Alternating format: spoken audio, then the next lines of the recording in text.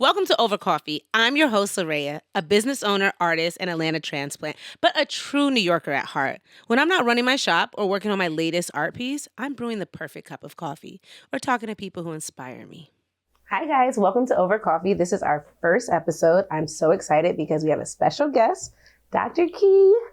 I want to kind of share a story, just meeting her and why it was so important to have her on the show. When I first came to Atlanta, you guys know I'm a transplant, but she was the first person I heard about when it came to community. I was looking for spaces that were building intentionally with community, and her name came up in so many different spaces. And I was really excited to meet her. And so now, full circle, 3 years later, we're actually at the Over Coffee studio. So welcome. Thank you. I'm so excited. First episode. I'm so proud of you. And wow, 3 years happened fast. Real fast. Real fast. Right? Yeah. All the things that changed. I also want to talk about your book. Mm-hmm. I'm really excited about this because I feel like you've been writing it since I've known you. Yes, that's true. I've been writing it the whole time you've known me. Yeah. I didn't process that, but it's been a true journey, but it's here now, it's out in the world. And I really appreciate the love and support you've given me. Thank you so much for coming to the celebration. It meant a great deal to me. So thank you for that. Well, thank you for inviting me. I felt, special that I got to go. I'm like, am I in now? Because you actually had the intro, the book where we met. Mm-hmm. So I thought that was kind of full circle. And so I have a question. As an author, there's so many subjects you can write about. Mm-hmm. Why this book? Why now? I think there's a timing, and especially a divine timing for everything. So I'm just following and have followed the assignment on my life. I know that our power source is found in intentional community. Mm-hmm. So it was time to write this book because it's the time that the book is needed. The book we have to start talking about divorcing individualism and getting away from these constructs that are holding us back as a people, as a community. And there needs to be a massive return to community. No One is Self-Made is all about how to build and why we must build and what togetherness looks like. Mm-hmm. And so the timing couldn't be more perfect, but I think that's how divine timing works. Absolutely. When it comes to divine timing and purpose, I feel like when people say that, they've encountered something. Mm. And I want to know, what did you encounter that allowed you to understand that this is your calling? Yeah, I think I've encountered a lot of things. I've had a sense of knowing and self-awareness since I was a little kid. I think even when I was 7, I was probably 15 already, in the sense of just having this understanding about life and love and humanity in a deeper sense. So writing this book and all the work that I do, I can envision my grandmother being an entrepreneur and my awareness of understanding that sewing machine saved her life. And it gave her a sense of deeper purpose in Mississippi, and especially in the Mississippi Delta. When she was young, there weren't a lot of economic opportunities. She could work in the cotton fields, or she can create her own enterprise. And the only thing that her mother was able to leave her, because her mother died when she was young, my great grandmother, who I didn't get to meet, she left her the gift of being able to sew. So the awareness that I've had is understanding that your gift can save your life. Mm-hmm. I know that my grandmother's gift saved her life, and my gifts continue to save my life as well. To be able to share stories of your grandmother, I can't help but to visualize Baby Key. Yeah. Right? So what was the moment where Baby Key became the observer? Baby Key started to understand what was in front of her. Mm-hmm. I just remember having these conversations with people that was much older than me. I was sitting on my parents' front steps one summer, and my uncle came over. And he was going through a divorce. And so we ended up riding the bike. He and I rode the bike all over the country. And yeah, that doesn't mean out of this country. I mean, rural South. So that's what we call it when you're from the country. But, and my uncle was going through a divorce. And I remember being young and telling him that he was going to be okay. That changed is required sometimes. I don't know how I could know anything about that, but I think it's something almost prophetic when we get these downloads. But I was able to tell my uncle that he was going to survive such a hard time in his life.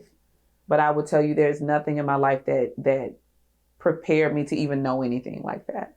But I had this moment when I was talking to him. I was like, who's talking? That's not me. It's not me talking. Who is this person? How do I even know these things? And he looked at me. He just gave me the biggest hug and said, thank you.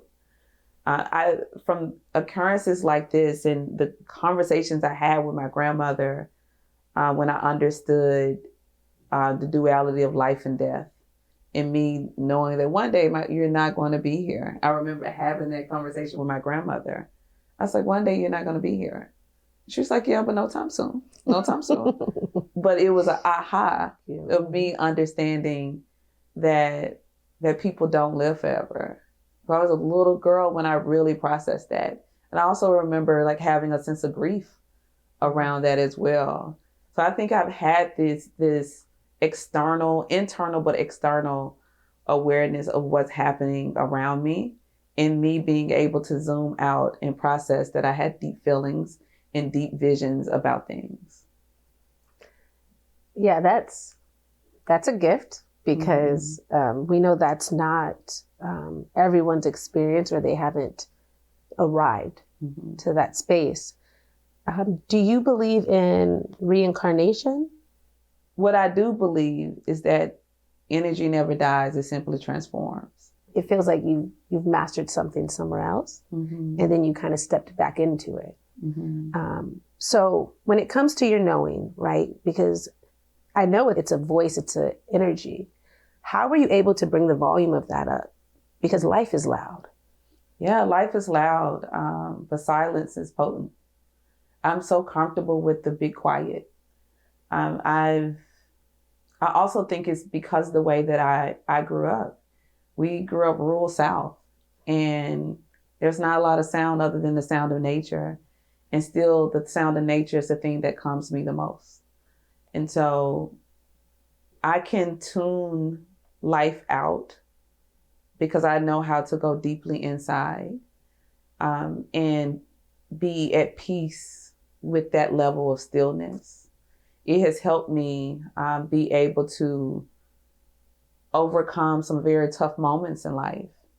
It has also helped me be able to really trust the vision that I have, and to trust my inner voice and inner knowing, because there's a deeper connection there when you know the sound of your own voice versus the voices of the world. But the quiet, the stillness, going deeply inside is a safe space for me. When you said that there were challenging times in your life, were there any that you didn't think you would survive? Oh, yeah. Yes. You know, I did not think that I could live without my mom.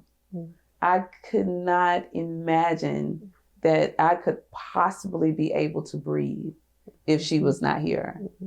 And so I remember when she transitioned, I just knew that soon there's no way that I could survive this. There's no way. I was so calm and immersed in grief. So that was that experience that I'd had. And I am still in awe that somehow we can live on. And so that is one of those moments that I'm always just in awe of, that intentional time with healing. You will survive the worst moments. But I think it's intentional time. It's what we do with the time. So what do you think is the biggest gift your mother gave you that you use all the time?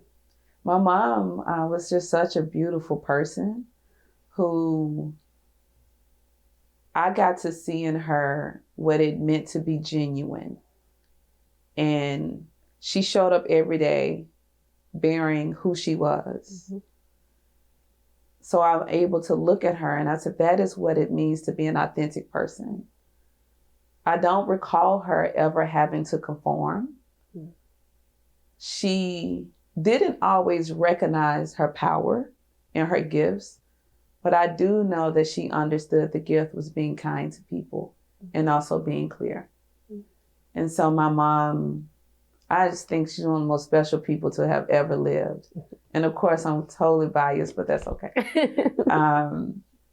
But I learned the gift of kindness. Yeah. And I also learned the gift of honesty from her. She operated in such a protective truth that when I am having challenging moments, I can close my eyes and I can see her smile, and I am calm and I am safe. What was your mother's name? Carolyn. Carolyn. Yeah. Thank you for listening to this episode of Over Coffee. Follow, like, and subscribe for more episodes.